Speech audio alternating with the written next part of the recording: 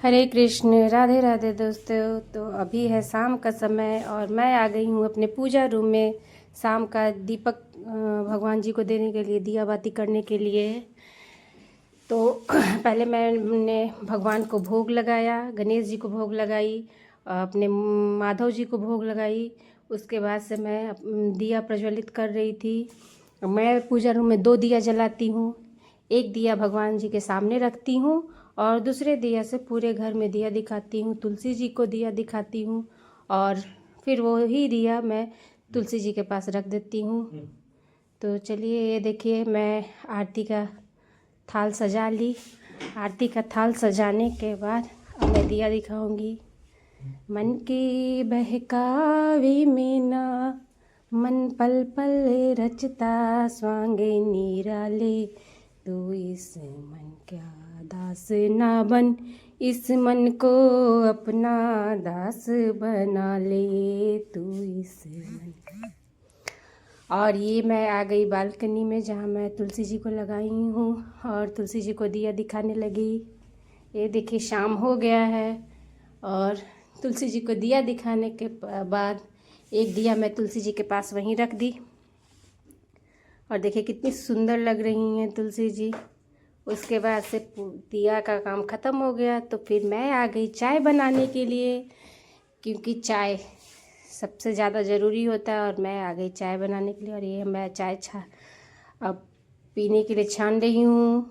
और फिर उसके बाद से मैंने इस इंडक्शन को साफ़ किया क्योंकि मुझे कान्हा जी के लिए भोग बनाना था। मैं सुबह में ऐसे तो भोग बनाती हूँ तो ज़्यादा रिकॉर्ड नहीं कर पाती हूँ। आज मैं बृहस्पतिवार था तो सोच रही थी कि कान्हा जी के लिए खीर बना दूँ, क्योंकि बृहस्पतिवार को खीर बनाना चाहिए। तो फिर मैं यही सोची कि उनके लिए खीर बना दूँ और वही भोग उनको लगा दूँगी। रात का समय है, रात का भोग मैं खीर दे देती हूँ। फिर ये देखिए दूध खौल गया और दूध खौलने के बाद मैं अपने कान्हा जी के लिए खीर रेडी कर दी, क्योंकि ये थोड़ा सा मैं बनाती हूँ उनके लिए। बाकी लोगों का खाना अलग बनता है और कान्हा जी का खाना अलग बनता है। और मैं ये गुड़ का खीर बना रही थी। मुझे गुड़ का खीर बहुत अच्छा लगता है तो इसलिए मैं कान्हा जी को भी गुड़ का खीर ही देती हूँ और कान्हा जी गुड़ का खीर देखकर बहुत ही प्रसन्न हो जाते हैं। और उसके बाद से ये खीर ठंडा हो गया। अब मैं अपने माधव जी के पास ले गई इस खीर को और देखिए इनका श्रृंगार उतार रही थी।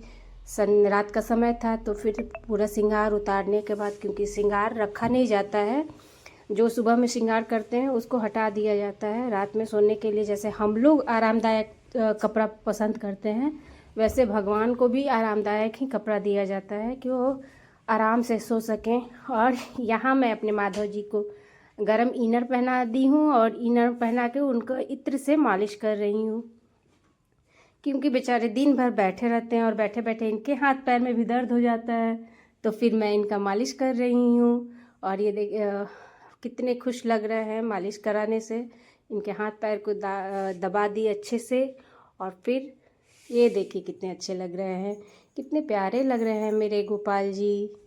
और मैं इनको भोग लगा दी। भोग लगाने के लिए खीर रखी हूँ, उसमें तुलसी पत्ता डाली, क्योंकि बिना तुलसी पत्ता के भगवान भोग को ग्रहण नहीं करते हैं। इसलिए कान्हा जी के खाने में, हर चीज़ में, पानी में, हर खाना में तुलसी पत्र का डालना आवश्यक होता है। और ये मैं अपने कान्हा जी का नज़र उतार ली। हरे कृष्ण, राधे राधे।